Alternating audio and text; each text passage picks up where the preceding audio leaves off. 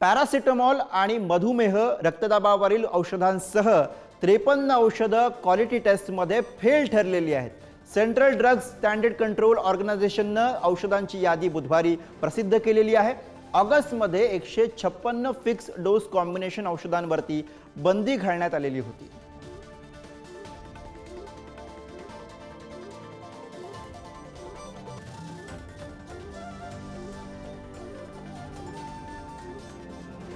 पॅरासिटामॉलसह 53 औषधं ही क्वालिटी टेस्टमध्ये फेल ठरलेली आहेत। 156 औषधांची यादी प्रसिद्ध करण्यात आलेली आहे।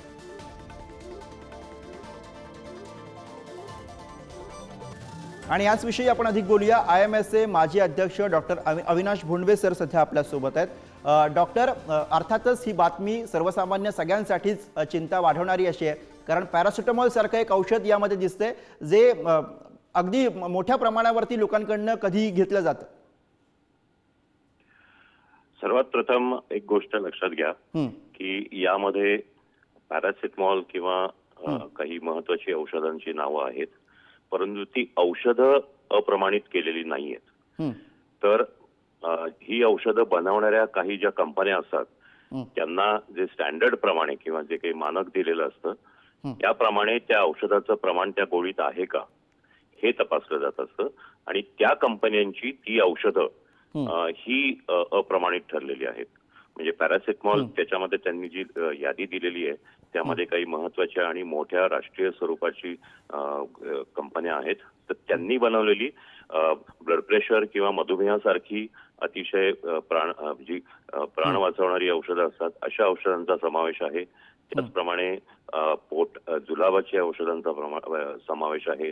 क जीवनसत्व, ड जीवनसत्व, कॅल्शियम अशा प्रकारचे औषधाचे समावेश आहे। तर ही औषधं हे नाही झालेली, तर त्या कंपन्यांनी बनवलेले जे ब्रँड्स आहेत किंवा त्यांची जी औषधं आहेत ती अप्रमाणित केलेली आहेत।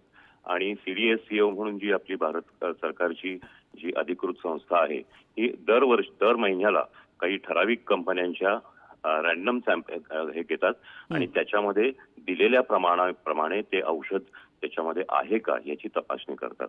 आणि ते जर तपासणी केल्यानंतर ती औषधं जर अप्रमाणित ठरली, योग्य पद्धतीने त्याचं मिश्रण नसलं किंवा त्याचं वजन त्याच्यामध्ये नसलं, तर मग ती औषधं त्याच्यावर बंदी घातली जाते आणि ती संपूर्ण बॅच बरोबर। आणि तशी ही प्रक्रिया आणि त्यातनं ही यादी पुढे आलेली आहे। धन्यवाद डॉक्टर या सगळ्या सविस्तर माहितीसाठी।